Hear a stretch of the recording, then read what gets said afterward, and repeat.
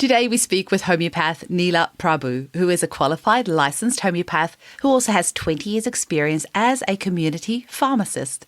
Today, Neela will share with us how she is able to treat her clients with homeopathy for many conditions which she previously would have prescribed drugs for, and how this is leading to wonderful results in her clinic. If you would like to learn more about Neela, visit her website www.homeopathichaharmony.co.uk, and you'll also find her on Instagram on Homeopathic Harmony, where she shares a lot of helpful information. Enjoy the episode. Welcome to the Homeopathy Hangout, where we discuss all things homeopathy from around the world. And now my mum and your host, Eugenie Kruger. Hello, homies, and a very warm welcome to Homeopathy Hangouts. Today, we get to hang out with homeopath Neela Prabhu from Croydon in the UK. Welcome, Neela. Hi, Eugenie. Nice to be here. It's lovely to have you on. Can you tell us about how you first discovered homeopathy? Yeah, so my eldest daughter has just turned 13, but when she was about 14 months old, she developed eczema in the crook of her elbows. And I was using a very mild steroid cream, which wasn't really working. And it was also bleaching her skin. And myself and my husband have Asian skin, as does, obviously our children. And I really wasn't happy about that. So I thought there must be another way to help with this. So I found my homeopath, who's actually still my homeopath today. Not only did she sort out the problem, it's never come back. So that was my first kind of dealings with homeopathy, really. Yeah.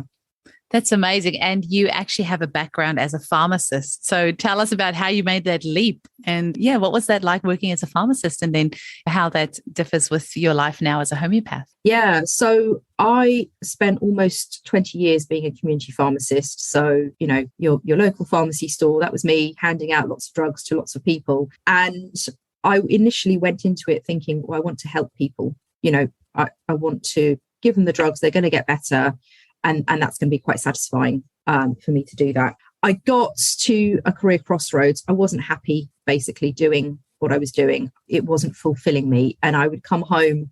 I was only working part-time as well. I would come home on my one full day, a Friday, and just either have loads of chocolate or alcohol or, rubbish food or cry. And I thought, actually, it took me far too long to realize that this is not just a bad day, a bad week, or a bad month. This is a bad career. Something needs to change. So I did. And I was like, okay, now what? My homeopath actually suggested, you could be a homeopath. And I was like, maybe. But I took that leap of faith. I did a postgraduate 1-year online course, which was great because I could then pack the kids off to school and study like a demon, which I loved. And I have not regretted it since. I'm actually helping people now, helping them to get better. And it's wonderful. Amazing.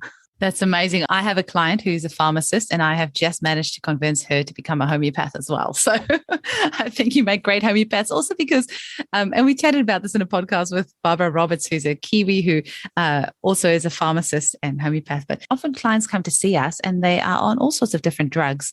So for you actually knowing those drugs and side effects, and you can actually very clearly when you take that case know, is that actually a side effect of the drug that this client is experiencing, this symptom that they're having, or is this actually a symptom that is unique to them, or is it part of the drug? So absolutely. And I think, no disrespect to any other homeopaths, but a lot of my clients feel that I have a sense of kudos or gravitas because of my history of being a pharmacist. And they don't realize that actually most homeopaths are trained for many years to be a homeopath. But I don't need to look up in a book what drug they're taking and what dosage and why. I know the protocols, they're in my head. I also know why the doctors prescribe them drug A and not drug B, because they can't get hold of drug B and drug A is cheaper. These are the practicalities, unfortunately, of, obviously we have the NHS over here in the UK, which is a very valuable service. And I strongly believe that it's full of people who are wanting to help their patients, whether they're doctors, nurses, pharmacists, whoever they are. But quite often they're doing it, doing 2 or 3 people's jobs in a broken system. It's been broken for many, many years. And that's the reason I think that, you're right, that you can then look up the drug and say, well, actually, you're taking this because of this, but actually this causes insomnia, or this antidepressant, one of the side effects is anxiety, and you're taking it for anxiety. And they sort of go, really? I didn't know that. And I was like, okay, so yeah. It makes a lot of sense for you then.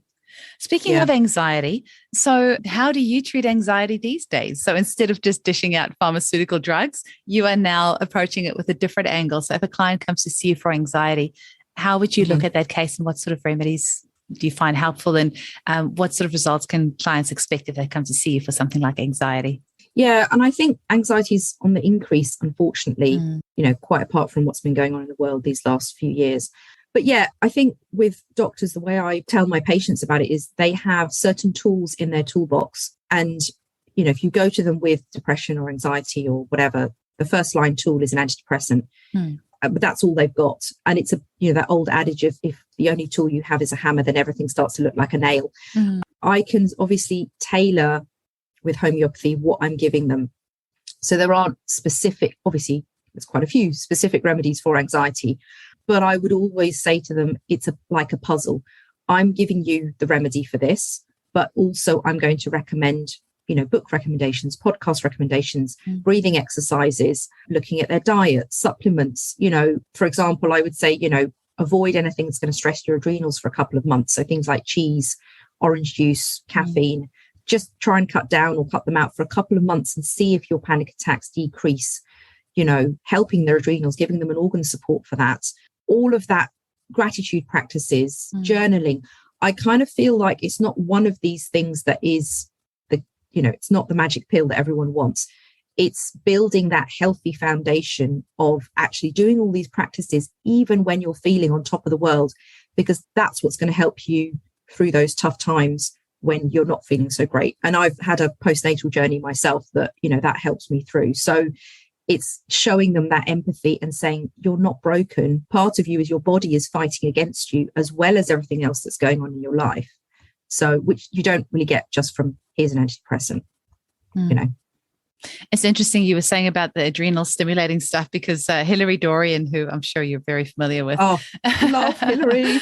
Love her. It was one of her courses. She said about orange juice being adrenally stimulating. And I'm like, I am embarrassed to admit I never knew that. But some people chuck orange juice back as if it's, nothing. So it is, it's a simple little thing to be aware of. And the cheese as well. It was like, oh, really? I never would have thought, but I thought that was very interesting. Yeah. And we're all learning all the time, aren't we? Red and sort of orangey fruits, apparently. So again, strawberries, for example, I've heard can be adrenally stimulating. So it's not, oh, right, I'm going to blanket cut out gluten, or I'm going to blanket cut out sugar. It's like, well, actually it needs to be tailored, individualized, as homeopathy is, to that patient and that patient's lifestyle. Absolutely.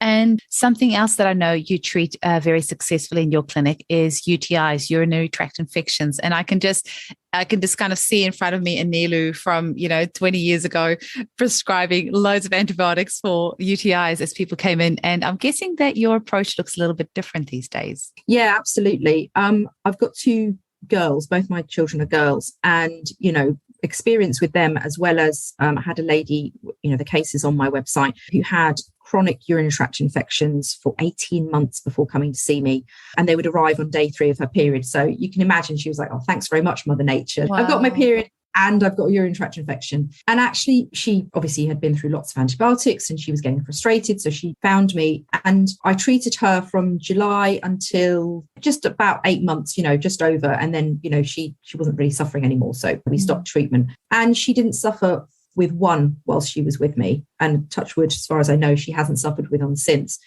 What came through was not just the physical, this is painful, I'm not suffering anymore. What she relayed to me afterwards was the mental weight that had been on her. So if she would start to feel the symptoms on a Thursday or a Friday, she would think, oh my God, have I got time to call the doctor? Can I get an appointment? Can I get an antibiotic in time for the weekend?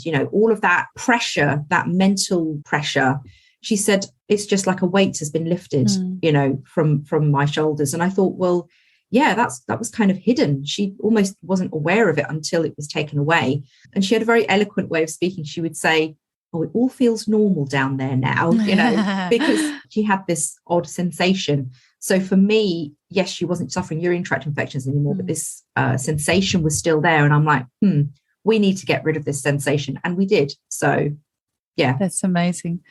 And eczema, I mean, that's something that so many of our clients go to the pharmacist for, and they get cortisone cream after cortisone cream. And something that I don't think many people are familiar with, I certainly wasn't until I had a client recently who actually experienced this, is steroid withdrawal symptoms, steroid withdrawal disease. It's actually trying to think of the exact disease. It's also called steroid withdrawal syndrome. It's also called red skin syndrome.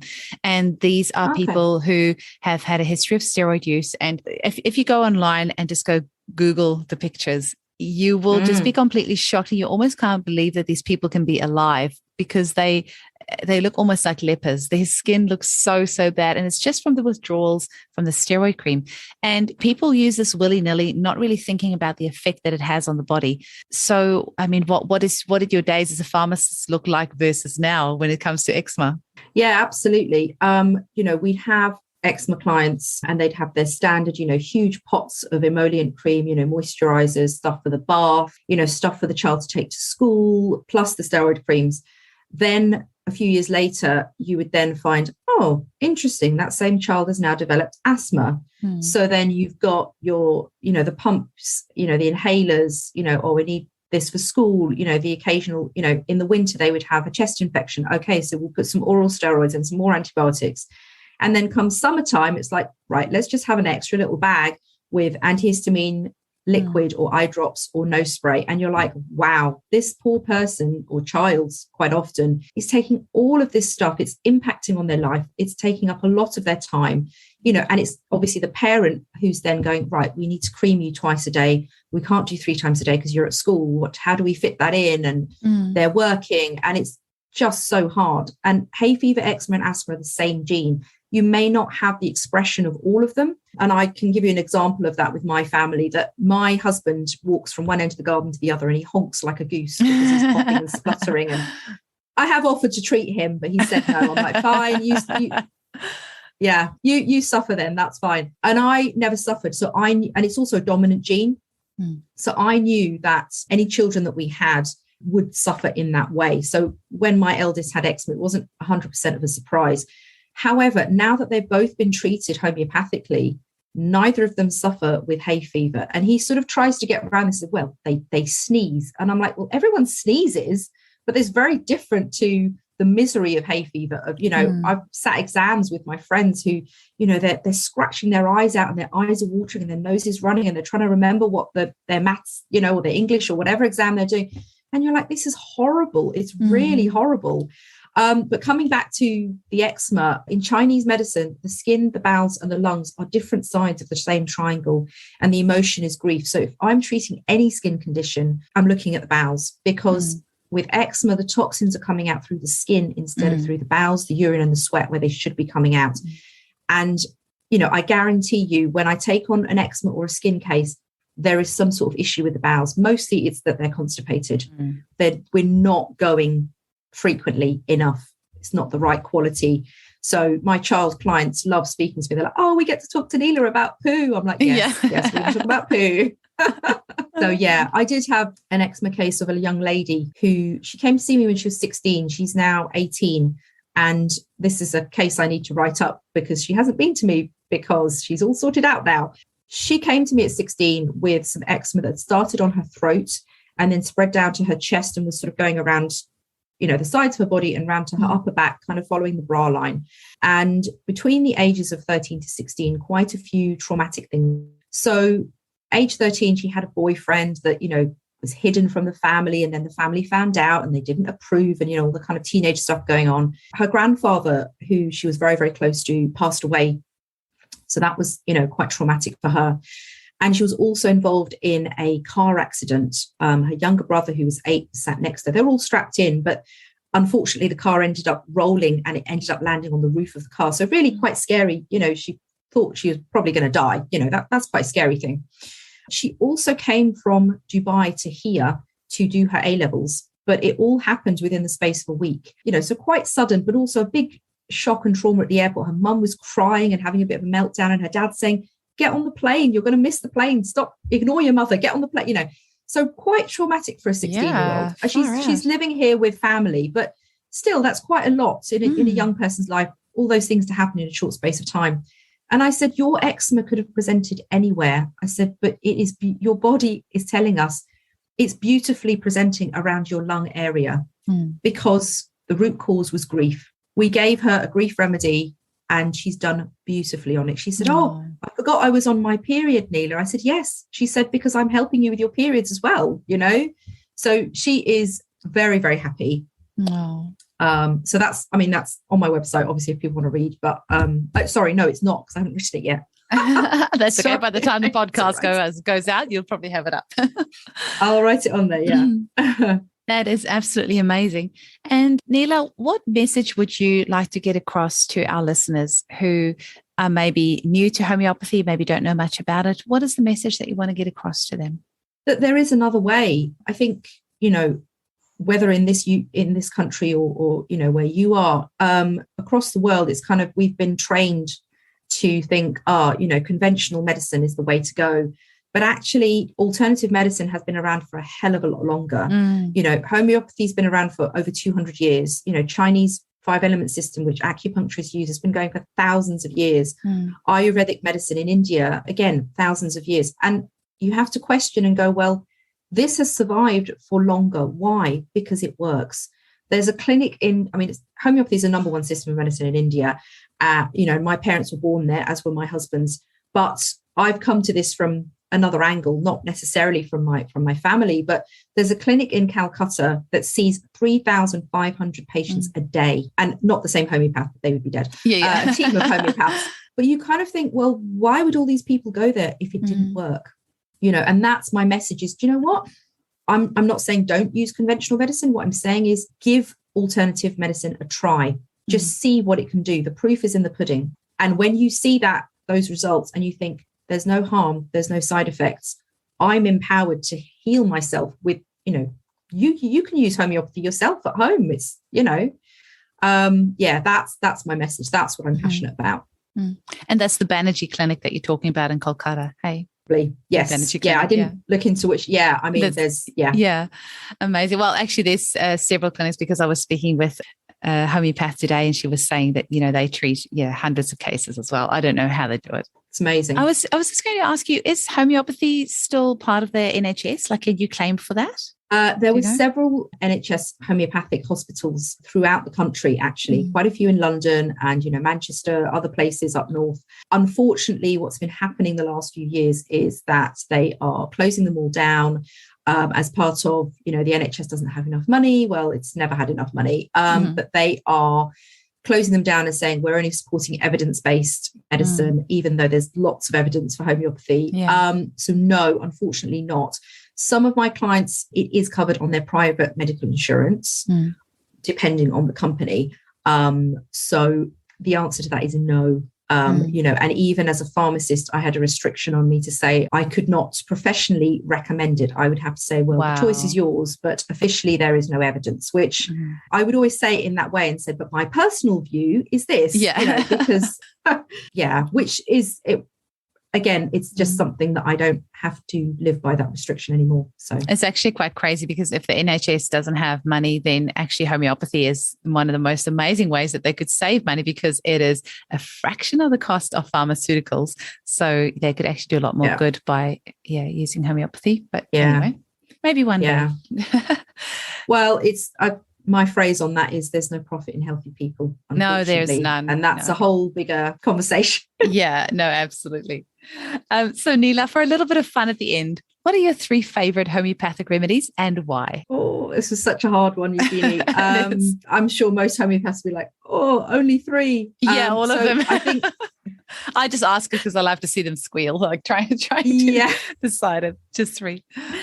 Sure. Yeah. So I think the first one would have to be Napmure, which, as you know, is sea salt. I give that to a lot of my clients for varying different things. My client with the eczema, that was her grief remedy. That was her constitutional. And she did really well on it. So that would definitely be my kind of top 3. The second one would be sepia, which is my constitutional. Such a good female remedy for so many different things, of sorting out people's periods, or, you know, just helping them to feel like they can cope with just, you know, the classic overworked mother.